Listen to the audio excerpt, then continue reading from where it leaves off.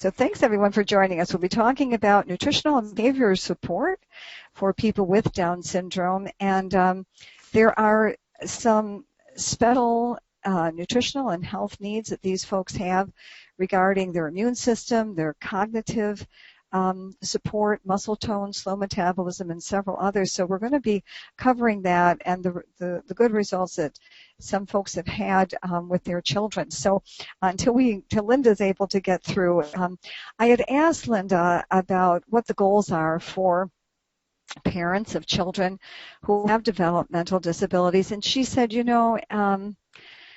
want to provide the life skills and whatever support we can so that our children can fit in. We want them to be, when they're in school, to fit in and be invited to the birthday parties, to fit into, the school activities and to be, part of the teams and part of the activities. And second, she said, we want them to be happy. We want them to grow up to be happy and fulfilled in their lives. And she said, and to be accepted as valued members of the community. That's really what everybody wishes for their children, just like everybody else's children, right? And so the purpose of this presentation is to share ideas on raising and guiding and teaching people who have Down syndrome and to understand the role that diet and vitamins can play in supporting their health, affecting their behavior and their cognitive development. Linda did some research on the incidence of Down syndrome, and she was telling me that when she was executive director, that the incidence of children with Down syndrome at the time was about 1 in 800 children. And then she said, as the years went on, that number got, I don't know whether to say larger or smaller, but it was the incidence increased.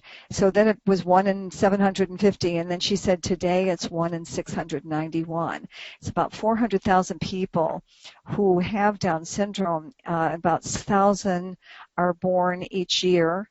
But she said that those numbers are really quite startling because she said the amount of prenatal testing has increased, and 90% of women will end their pregnancy if they are told that they are carrying a child with Down syndrome, which is really a sad statistic because they are really quite delightful people. But she said that if mothers know that they'll be giving birth to a child with Down syndrome, she said it is really important that they do everything they can to give their child as much nutritional support as possible, because she said many of these children will be facing some medical intervention and even some surgeries, and you want to help their bodies be as strong and as healthy as possible. So Lydia's story, and I guess I'm going to ask you, Angie, to share that. All right, well, I feel comfortable doing that. Oh, good, okay. Okay, so Lydia, like Barb said earlier, she's 35. She graduated from a community college. I think she was the first person with Down syndrome to graduate from that community college. So she has her associate's degree, which I think is amazing. She's employed full-time with the county government's office right now. So she has health benefits and, pensions and all the other good things that come with a full-time job.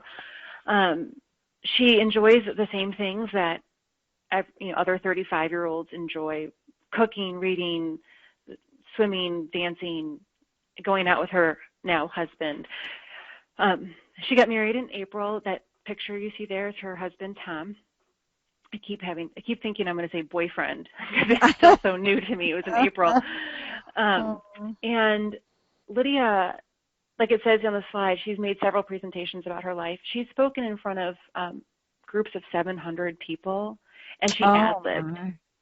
And I mean, she made up jokes on the spot, which is like, you put me in front of a crowd of 700 people, and I'm shaking. And you freeze, right? Yeah. So she's just quite impressive, and I feel like I can tell if you get an email from her or you read one of her stories that she writes or you were even talking to her on the phone, you probably wouldn't know she has Down syndrome. Her speech and her her writing ability is amazing. She's quite the lady and just pretty impressive. And charming. And fun and happy. And well, there are special health challenges that people face who have Down syndrome. Starting with, they have a weak immune system. And Angie, can you speak to any of these? Yeah, I can try. Why don't you tick through these? Mm-hmm. Okay. People with Down syndrome, they're, like Barb said, they have a weakened immune system, so they're quicker to get colds, but their cold might last 3 times as long as yours or mine might. They have a slower metabolism. So my mom. Are you guys done? Yeah, hi, Mom. Linda, there you are. Oh, good. Can you see the slide? Okay. Yes, I can. I'm sorry. Telephone and computer problems tonight. Okay. Of course. Don't worry about what. Angie's doing a great job, but go right ahead. I can hear her. Okay. Well, she'll finish weakened immune system, and you hop in with cognitive impairment. Okay, no problem. Mm-hmm. Okay. Actually, I was already going to move to the next bullet, so you go ahead, Mom. Okay. People with Down syndrome have a cognitive impairment and also early dementia. Usually Alzheimer's will often start about 20 years earlier in people with Down syndrome than it does the regular population. They have a slowed metabolism, which obviously creates issues with weight and obesity. I give always the example that if you ate a chocolate chip cookie and only had to go up 1 flight of stairs to work it off, let's just say, a person with Down syndrome like Lydia would have to go up the stairs and then down the stairs again in order to work off the same amount of calories that you have to work off of. So their body's just working a lot slower to metabolize. They are hypotonic, which means their muscle tone is very, very, very poor. It's very when she was born, she was sort of like a rag doll. She didn't have that nice firm muscle tone, and that they continue that throughout their life unless they get they work on it. The joint and arthritis problems are very common as they get older. So that's something that also has to be kind of worked on. It has to do with inflammation of their joints, and their joints oftentimes are not. Some are more flexible than others, and some are less flexible than others. So they do have some joint issues. Constipation. When I was the director of the Down Syndrome Association, I got a lot of calls from parents talking about really concerned about constipation, and it does seem to be part of those digestive issues that they commonly have, the gluten intolerance, the sensitivity to food, that kind of stuff. Their digestive tract often is impaired in one way or another, and that will cause like constipation most likely. So they have to make sure they eat plenty of fiber and, to keep them not constipated. And then sleep seemed to be another issue that I heard a lot about. They more often have sleep apnea than the regular population. And they also a lot of times have poor sleep habits. And by that I mean I heard a lot about kids who would get up in the middle of the night, kids who would just start playing with their toys in the middle of the night, or we have some escape artists who try and get out of the house. And so their sleeping sometimes is interrupted or poor.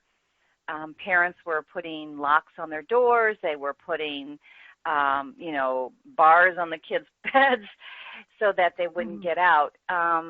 So because of that, you see a lot of kids really seeming sleepy and tired and unhappy.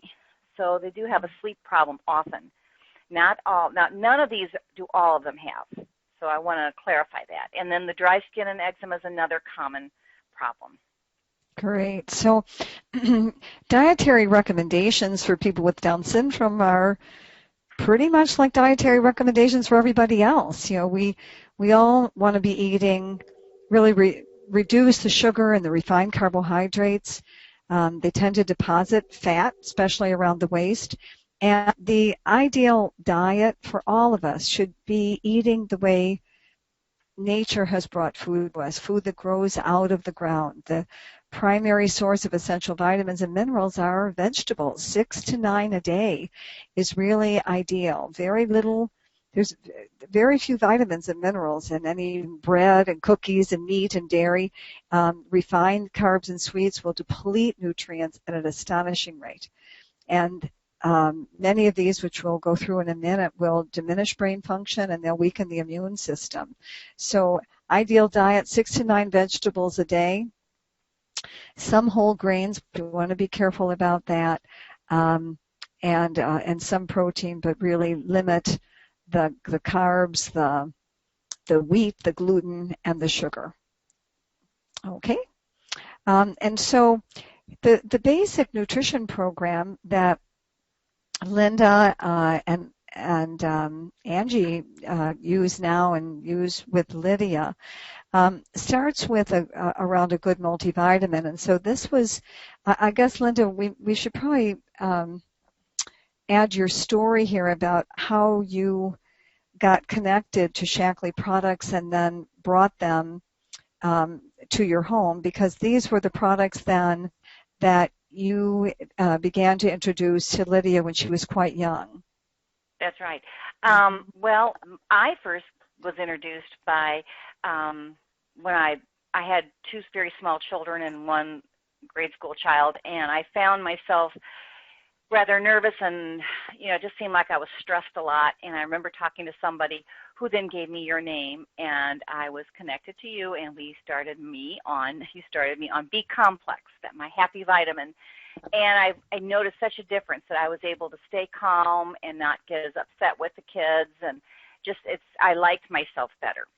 And then because of that, and talking to you, I was introduced to the Vital E, which was the multivitamin, and I liked all of it because it was so natural. I remember learning that it was really as though I was eating food that's just like food, because everything that Shaklee makes is natural. So I remember the vitamin C was like eating an orange. So that was what drew me to it. So I knew it was safe to start the kids on some of the supplements, which I started, with the Vital E. Mm-hmm. So the basic multivitamin for everybody is Vital E. Those of you who have very young children, you would start them on the chewable form of that. And then there are a couple of nutrients that are particularly important for cognitive support, for the brain, the nervous system. B complex is one, which is water soluble, and that thing is used up every time we eat sugar, refined carbs, alcohol, caffeine, medication, stress, all deplete B vitamins.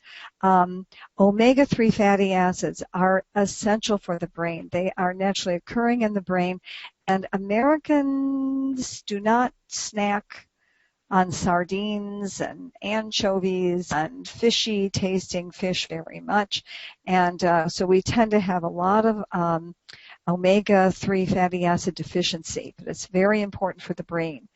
They're natural anti-inflammatory nutrients. The omega did that fast. And they're very important for healthy skin. And you remember earlier that Linda was pointing out that dry skin and eczema are issues often with Down syndrome, and as are inflammatory issues around joints. I will tell you, go ahead. I'm going to jump in just on that. Lydia's every year seemed to be getting dandruff in the winter, always dandruff, and it was a real problem. And just since I've started the last, I'd say year or 2 years, she's been taking the Omega Guard, and I've noticed that she doesn't get that dry scalp like she used to, just because that heat would just immediately, when you turn the furnace on. So sure. It's excellent. amazing. Mm-hmm, very good. And she never had the eczema either? No, dry skin. She has dry skin. Just a dry skin. Mm-hmm. Yeah. Well, that's good. Not as much. And then for the immune system, there are probably 4 or 5 products that are excellent for that. That is a great starting place. Is Optiflora, which is a probiotic, because somewhere between 70 and 80% of the immune system is located in the gut. And these are the folks who tend to have digestive challenges to start with, and so having a healthy flora in the intestines is critical for the immune system, as is the sustained release vitamin C. And these are all very economical too.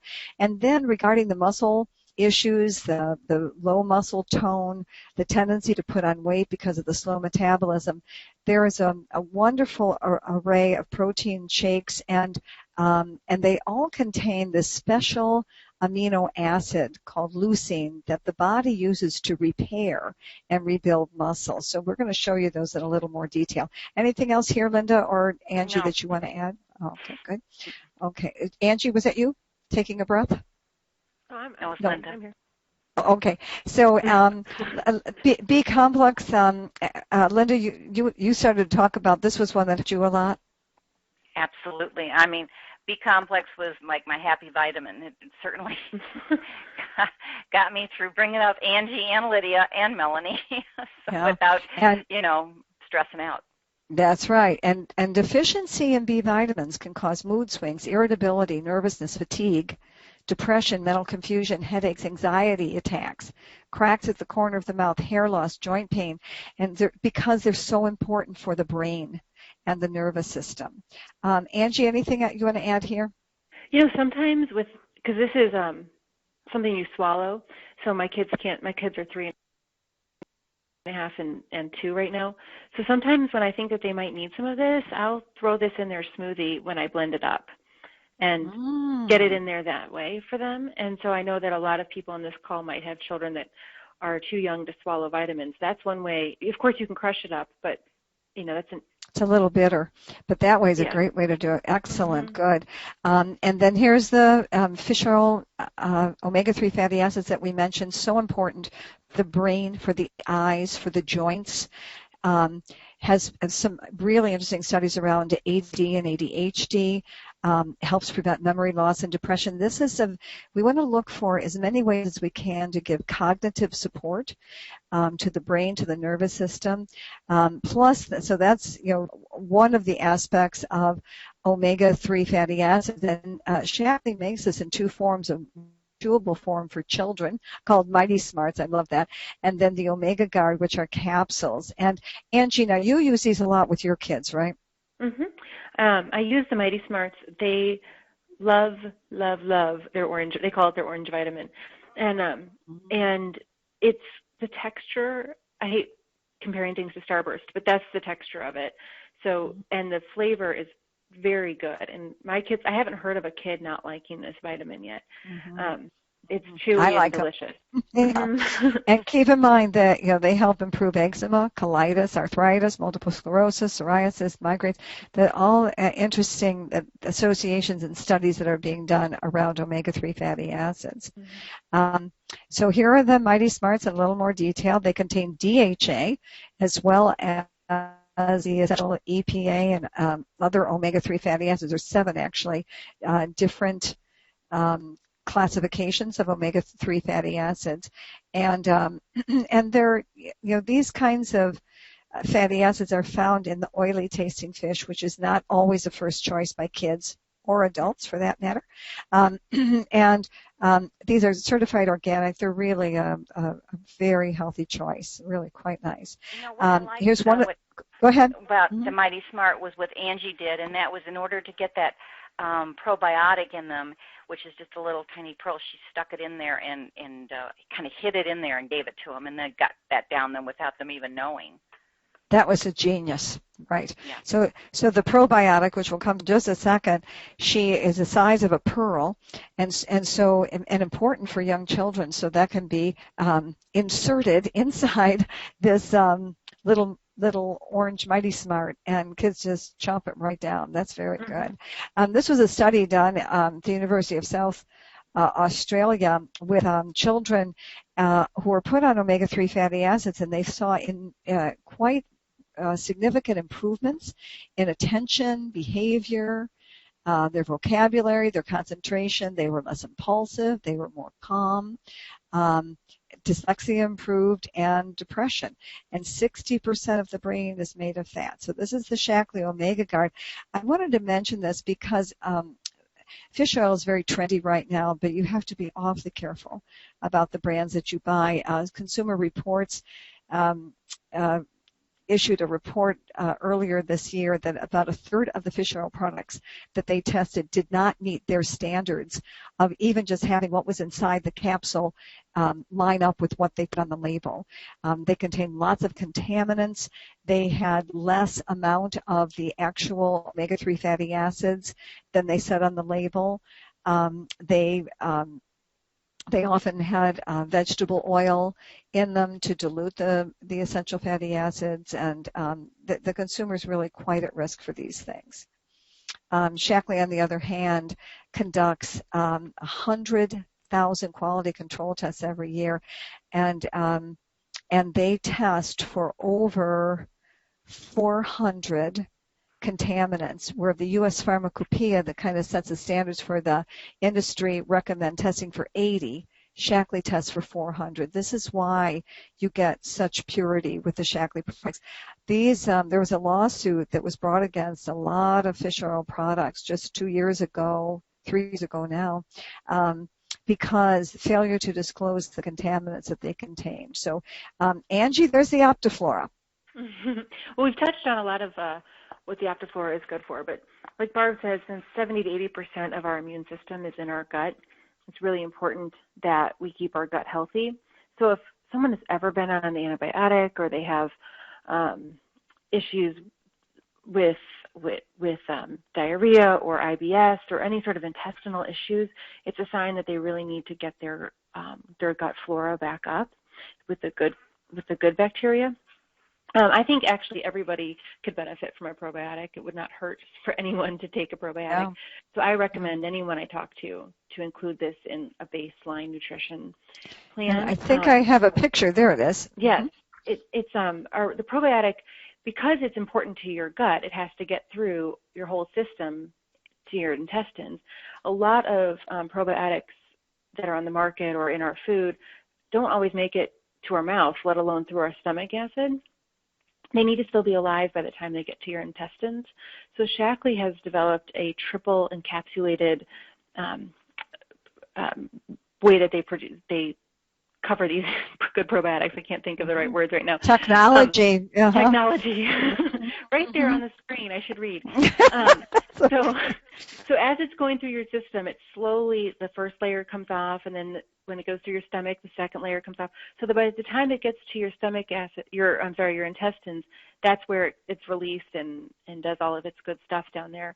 The other thing I like about our particular probiotic called Optiflora is, like Barb said, it's so tiny. It's like a pearl, like a small pearl. So my 3.5-year-old is learning how to swallow vitamins with this. So it's so small that he can do that. And I've even given it to my 2-year-old Eliza when she was like a baby, and I would soften it and stick it in her baby food or a spoonful of breast milk to get down her, and it's completely safe. Mm-hmm. It's wonderful. And these are some of the things that Optiflora and probiotics are good for, from flatulence and bloating and constipation that Linda mentioned earlier, abdominal issues, digestive issues, children who've been on the antibiotics. All of these things are really, really helpful. Then comes sustained release C, we mentioned earlier, very important piece of the immune system, but lost to stress and alcohol, smoking, birth control pills, infections, illness, and pollution. I'll tell you, across the country, we have had these horrendous heat waves this year. And when it's very hot and muggy like that, it holds the pollutants closer to the surface of the earth. It's really important for all of us, children and adults, to take extra vitamin C, extra vitamin E, extra antioxidants to help protect against all of those the pollution. So here are just a variety of the protein products that Shaklee makes. They're just a wonderful way to get nutrients into these children and into any family members with Down syndrome. But for all of us, it's just, they're healthy, they're delicious, and they build cells. And the ones in the Shaklee 180 line have that leucine in, especially important for building the muscle tone in the people with Down syndrome. Anything you want to add here, Linda?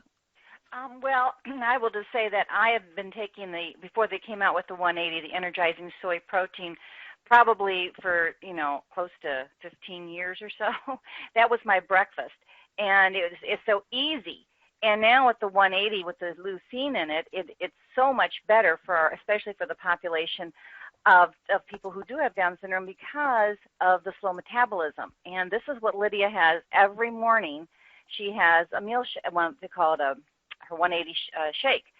And she loves it. Sometimes she puts a banana in it. Sometimes she puts some frozen fruit in it. And she loves it because she can mix it up and make different recipes. And it keeps her until lunchtime.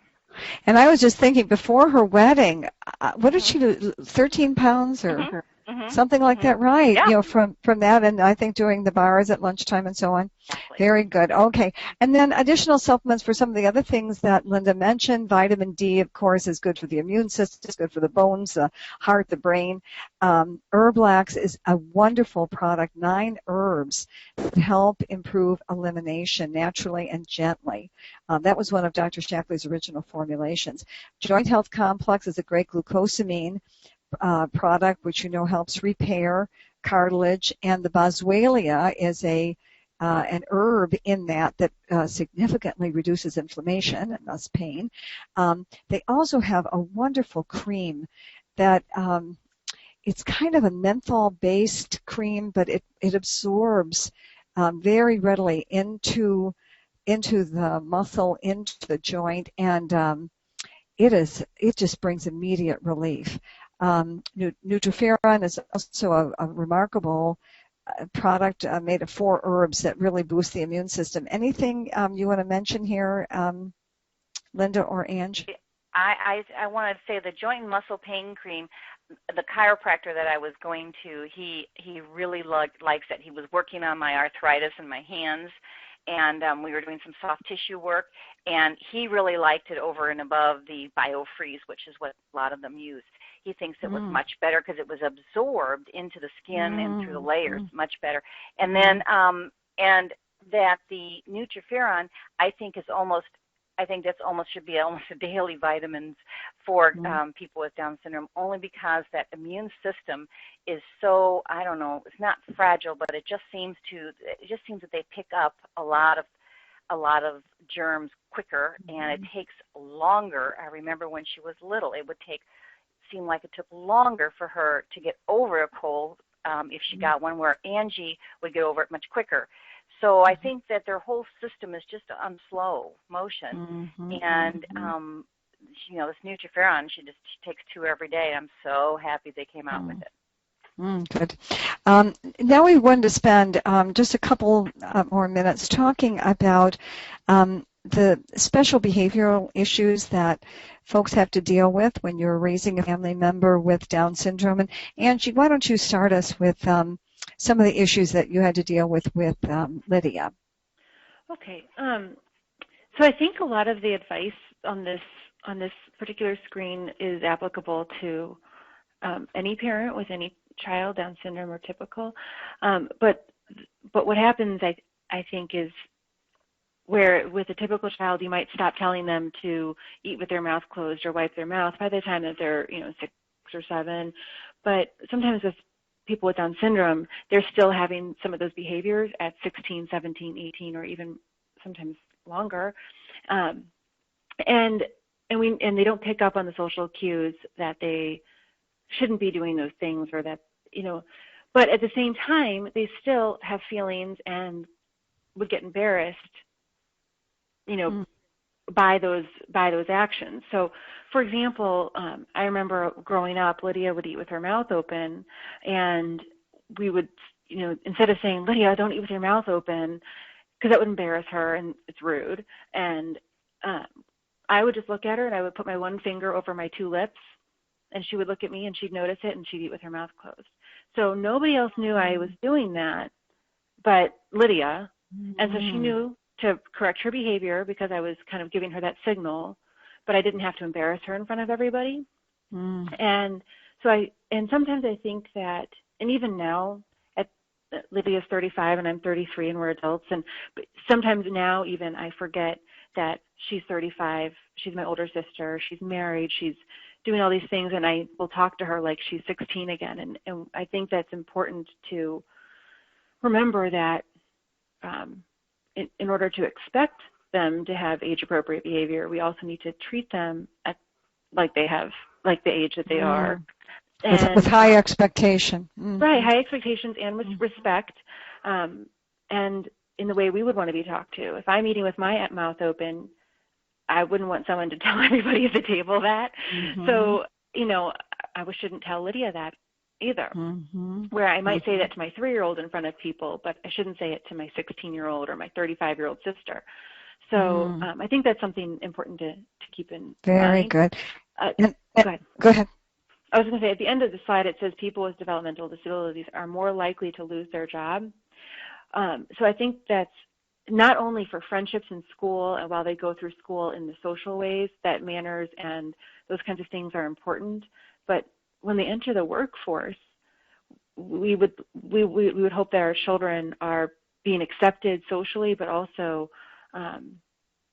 acting socially appropriate so that they can do a better job. So they're not at risk. Accepted. Yeah. Right. Isn't that interesting? Yeah, that more people with developmental disabilities will lose their job because of their inappropriate social behavior while they're on the job than lack of skill. That's really quite a statistic. Yeah, Okay. Studies done on that too. And I guess for just to add, oftentimes our kids with Down syndrome are so darn cute, and they are just precious. But when they start doing things, just remember when you laugh at him, and you laugh and you say, "Oh, look, isn't that cute? No, that's so funny. He's got spaghetti all over him," or whatever. That they're getting positive reinforcement, and sometimes that is harder to erase as they get older, and it's not so funny when they get older. So just we have to remember that, and even though it doesn't seem as fair as it should be, that I just saw it too many times. Good. Go ahead, Linda. All right, parenting tips, and I guess I'll have to go quickly through this. To partner with the teachers and therapists in the family, so all the messages are consistent.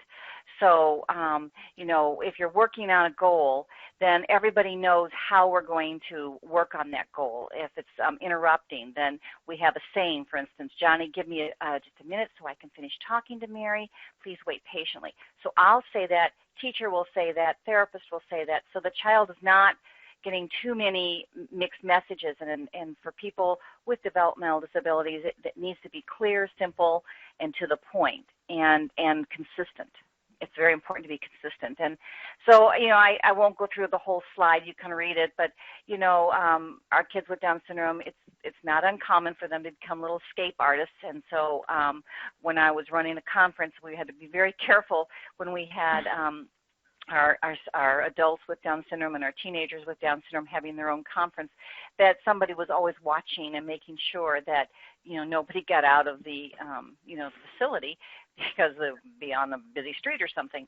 So, that's something that we have to, in order to teach them, you might want to role play something like that. And you do it with the teacher, you do it with the parent, everybody role plays it. Okay, so how do I ask to get out of the room? If I need to go to the bathroom or I want to get out of the room, and then you tell them the expected behavior, you model it, you actually do it, and then they do it. And it really is theater. It's really playing it out. And then, of course, be the model in everything you do. I think I couldn't get over what an imitator Lydia was. If she saw us doing one thing, she would pick up anything. She was like a mirror. And so, you have to be really on your best behavior. So if you want them to wipe their mouth when they're eating, you better be doing it. If you don't want them to be, if you want them to sit down and eat rather than walk around and eating, then don't you sit there and eat your sandwich while, you're walking around the kitchen and then expect them to not do that. So as a parent, you really have to be the model that you expect of your children.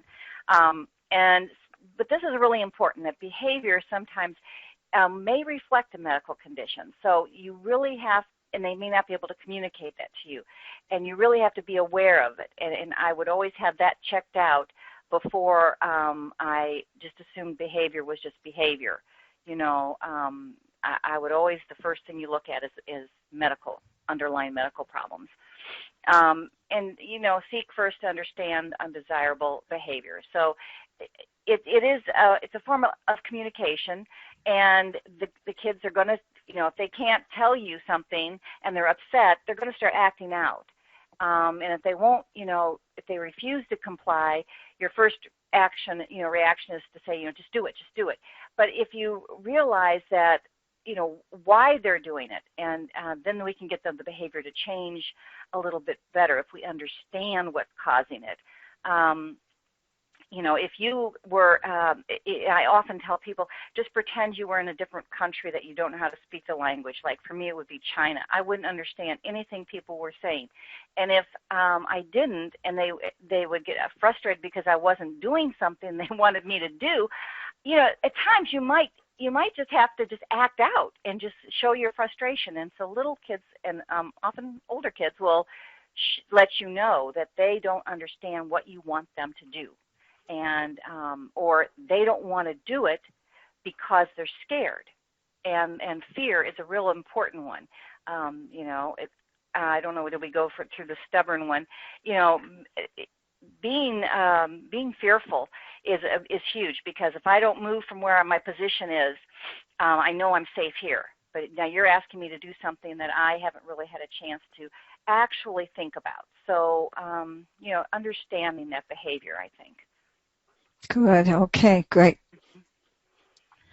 And it is a form of communication. And it's in all of this. It can communicate about health issues, that they might have an infection in their ear or whatever, sensory issues, that they don't like the cottage cheese because it's kind of creamy and they don't want that.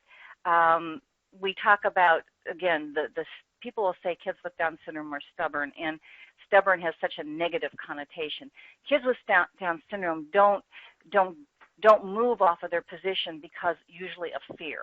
And if we can help them understand that what we're asking them to do is going to be safe, and we give them time, that's the huge thing, is giving them time to process that request and understand it, and then being able to come back with a response. That is huge. And then I think a lot of people have heard of the groove. Our kids with Down syndrome get into what's called a groove. We would call it, or we used to call it, a rut, but it's really a groove. It's like, I'm always going to do this. My glasses are always on this part of my nightstand, and don't move them. We have to help them become a little more flexible sometimes, and sometimes being in a groove is a really safe and good thing. And then transitioning from one activity to another, a lot of, warning, in 5 minutes we're going to be going in from the playground, that sort of thing. I think we're I'm talking fast because I think we're running out of time. So, but I'm sitting here thinking, these are really good suggestions for anybody with children, with any children. Kids always do better when you let them know ahead of time what's to happen, what's the behavior that's going to be expected. It's going to be safe. It's always a good idea. I think that's true for all children. It's very, very helpful. A great example that I give all the time is Lydia. As she was older, I'd say, I'm going to go to Walgreens now. You want to come with me?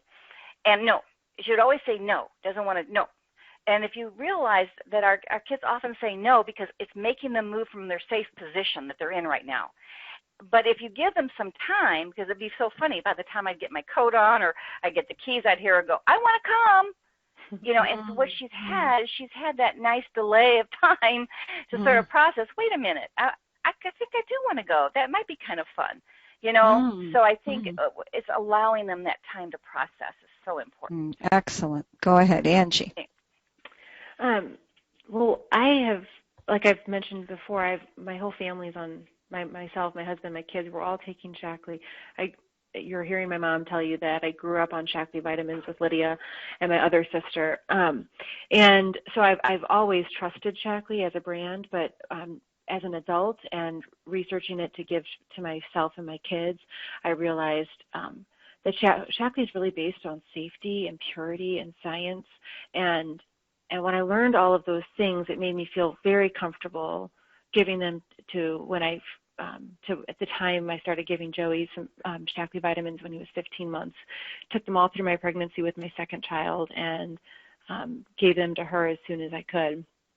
And so I feel very comfortable with that. I also feel a huge personal responsibility to our Earth, the planet, to the health of my kids and kids all over the place.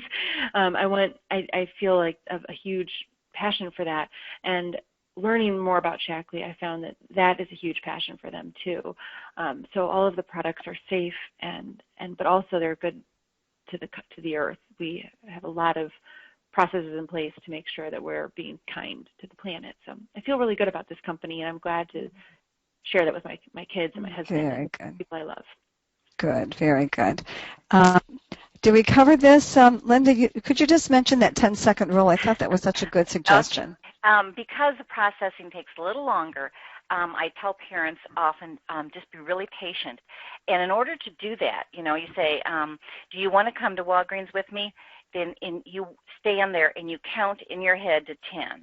I call it the 10-second rule. And then wait to see if they'll respond. And if they haven't responded by then, you might repeat the question, or you might say, do you need some help deciding?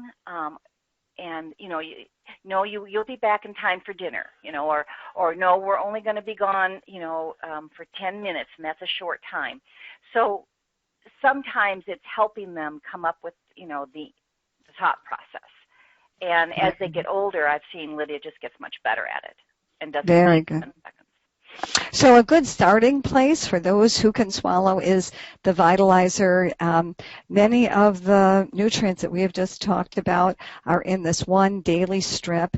And I do want to mention this is such a remarkable product because many vitamins are absorbed in the stomach, others are absorbed in the small intestines, others in the lower intestine. Some are fat soluble, some are water soluble. Some need an acid environment, some need a basic environment. This is a very tricky thing, and that is what Shaklee is known for, is absorption. And that's what that diagram on the left is describing, where each of the tablets that are in this daily strip of 6 tablets, each one is designed to break down at exactly the right place in the intestinal tract for maximum absorption. And that's why there are so many patents on this product. They are based on some really amazing studies. There's over 12 clinical studies on it, and they contain over 80 bio-optimized nutrients, which means they're very well absorbed. Lydia, just very quickly, this was what Lydia takes today. Anything you want to say there? Mm-hmm. Yeah, and I would say she's 35 years old, and so that we've worked up to taking more vitamins. When she was little, it was much fewer. But because then she's taking like the joint health complex because her knees are starting to hurt her at 35, and the B complex keeps her from getting too worked up when she works full time, and then sometimes there is some pressure on her, so she gets a little nervous. So she keeps a little B complex in her purse, and sometimes she'll take a little extra. The Vivix, we haven't talked about it. It's a product that should help her, hopefully, with her memory as she gets older. And she likes the mental acuity because she says it keeps her sharper. And, cute. And the GLA was once she started, having her periods. Sometimes she had cramps and that sort of thing, and bloating. And once she started taking that GLA, it was not as bad.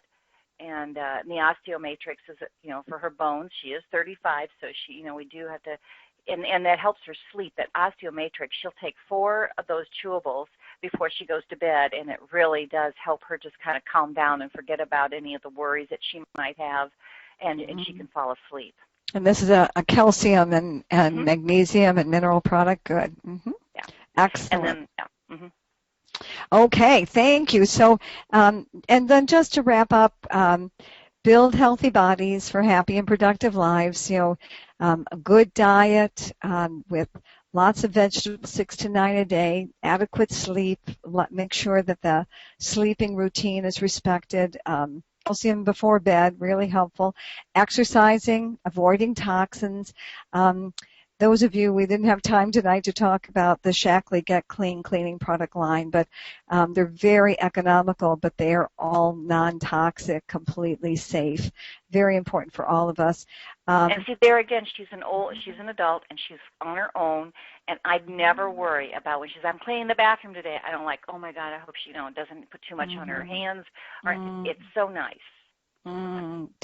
Yeah, and then to teach the children well, right? Help them make healthy choices so they can live independently and function independently, and then the supplements that we've talked about today to help them give that extra nutritional support. And with that, it is a wrap.